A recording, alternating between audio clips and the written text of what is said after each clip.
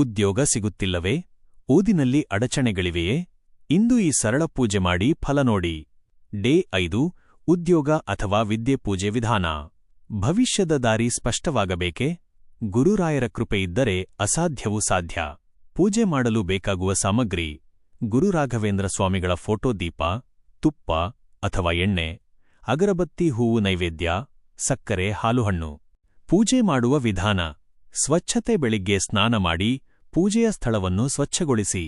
ದೀಪ ಹಚ್ಚುವುದು. ದೀಪ ಹಚ್ಚಿ ಮನಸ್ಸಿನಲ್ಲಿ ಪ್ರಾರ್ಥನೆ ಮಾಡಿ: ಗುರು ರಾಘವೇಂದ್ರ ಸ್ವಾಮಿ, ನನ್ನ ಉದ್ಯೋಗ, ವಿದ್ಯೆ ಯಶಸ್ವಿಯಾಗಲಿ. ಮಂತ್ರಜಪ: ಈ ಮಂತ್ರವನ್ನು 11 ಅಥವಾ 21 ಬಾರಿ ಜಪ ಮಾಡಿ. ಓಂ ಶ್ರೀ ರಾಘವೇಂದ್ರಾಯ ನಮಃ.